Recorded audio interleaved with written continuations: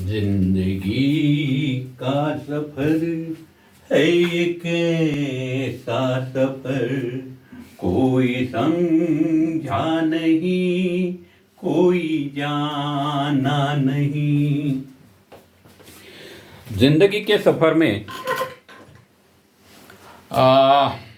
क्या क्या दिक्कतें आती है और उसके लिए फिनेंशियल प्लानिंग और लाइफ प्लानिंग की क्या ज़रूरी है, इसके बारे में हम समझ रहे हैं। उसके बेस में हमने देख लिया कि कॉन्टीजेंट प्लानिंग और डेली खर्चे की प्लानिंग, ये तो पहली चीज़ है। बाद में हमने हेल्थ इंश्योरेंस के बारे में समझ लिया कि हेल्थ इंश्योरेंस अगर नहीं रहेगा तो हमारा जो इन्वेस्टमेंट है वो कुछ काम का नहीं रहेगा, क्योंकि उसमें से हमको तोड़ के खर्चा करना पड़ेगा अगर हेल्थ इंश्योरेंस। वैसे ही अभी अगली जो स्टेप है वो है लाइफ इंश्योरेंस।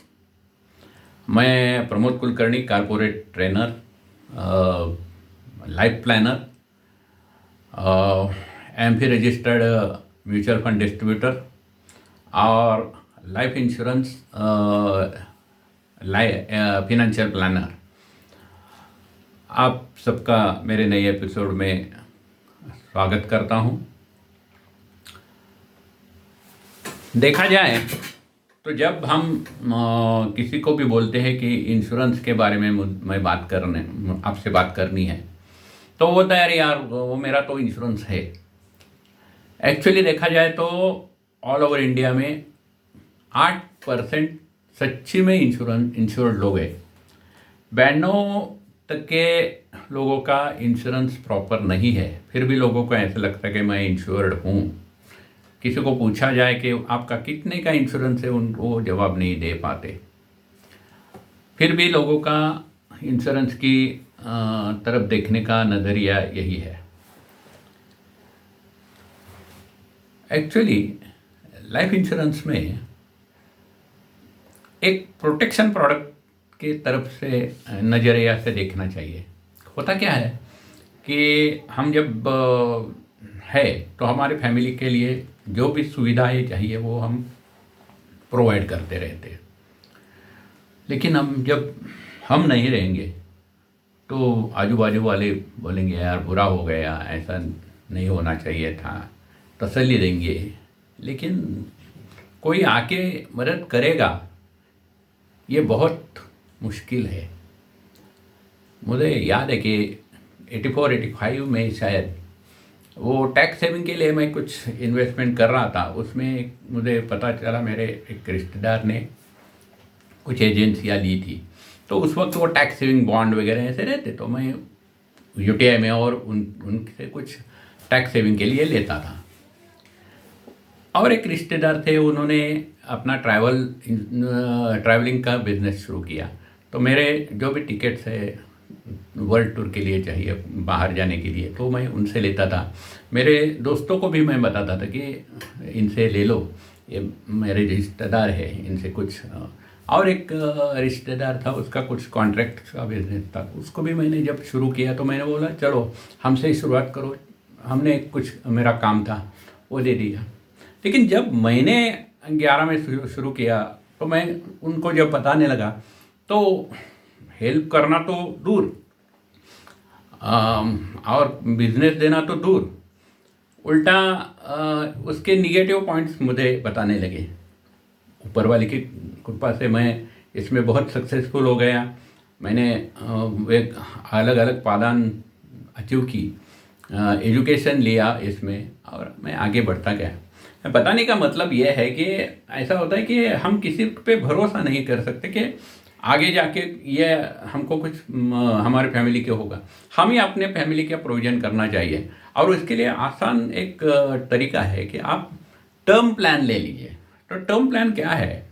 टर्म प्लान एक ऐसा इतना सस्ती चीज़ है कि आपकी फैमिली का समझो 31 साल का लड़का समझो आप ले ले, तो उसका प्रीमियम पूरे साल का 12 से 15 हज़ार तक आता है।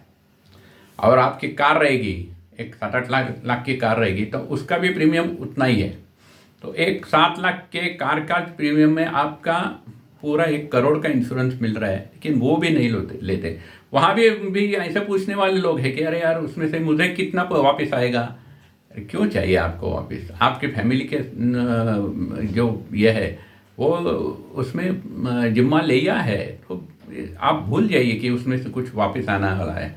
और मेरा तो कहना है कि ये कभी यूज़ नहीं होना चाहिए। ऐसा ही गया पैसा तो चलेगा, लेकिन ये प्रोविज़न करके रखना बहुत ज़रूरी है। आगे का किसी को मालूम नहीं है क्या होने वाला है, और ये एक ज़रूरी चीज़ है। दूसरी बात, इंश्योरेंस में मैं और रिकमेंड करता हूँ कि चाइल्ड प्लान के लिए, यानी कि बच्चों के एजुकेशन के लिए या और कुछ शादी वगैरह के लिए कुछ लोग प्रोविज़न करना चाहते हैं। उसमें है कि म्यूचुअल फंड में आप SIP कर सकते हो, लेकिन होता क्या है कि कभी कभी आप कुछ रिक्वेस्ट आ गई, कुछ ज़रूरी आ गई, तो उसमें से पैसा निकाला जाता है, और जो गोल हमने फाइनल प्लान करके रखा था वहाँ तक रुके गए, ये इसकी गारंटी नहीं है।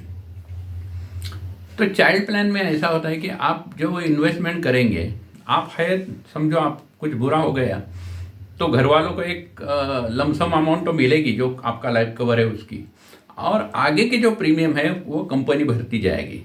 और ये भरते भरते भरते जब समझो वो उसके बच्चे के 18 साल में कुछ बड़े एजुकेशन के लिए पैसा चाहिए, तो वो जो पैसे हैं वो उस वक्त कंपनी की तरफ से आ जाएंगे, क्योंकि आगे के प्रीमियम कंपनी ने भरे हुए हैं। तो ये एक अच्छी चीज़ है। कुछ लोग बोलते हैं इन्वेस्टमेंट करके हम इंश्योरेंस में रखे क्या। ये बहुत बार मेरे सेमिनार्स में मुझे ये लोगों ने पूछा, तो मैं बोलता हूँ कि आप देख लीजिए, आपकी रिक्वायरमेंट के, आपके प्रायोरिटीज़ के हिसाब से उसमें इन्वेस्ट कर सकते हैं। वैसा देखा जाए ना तो 2 चीज़ों में भारत में इनकम टैक्स नहीं लगता।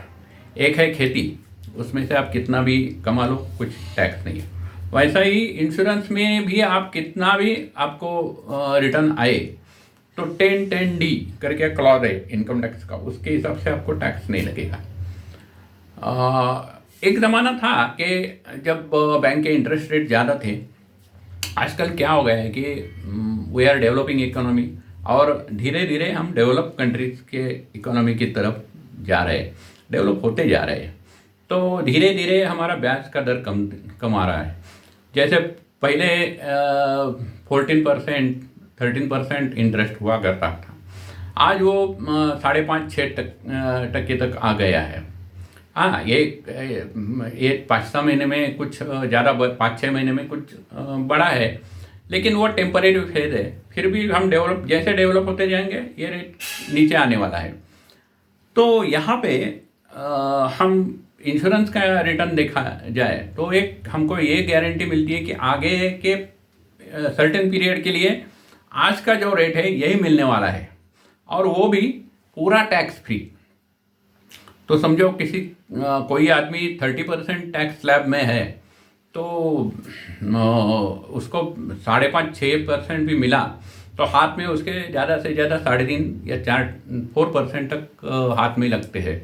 तो इंस्टेड ऑफ दैट इसमें कर दिया तो एक गारंटी भी है, आने वाला इंश्योरेंस का जो इंटरेस्ट या जो भी रिटर्न्स है वो टैक्स फ्री है।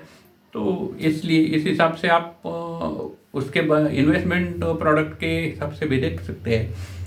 आगे जाके जब हम पर्टिकुलरली एक एक सेक्शन ले लेंगे तो इंश्योरेंस के बारे में और बात करेंगे।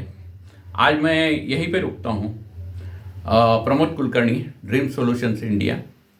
मेरा ये चैनल आप सब्सक्राइब और लाइक शेयर कर दीजिए। मेरा फ़ोन नंबर है 9422985948, और दूसरा नंबर है 99699960956608। अगेन मैं रिपीट करता हूँ, 9960956608। Thank you.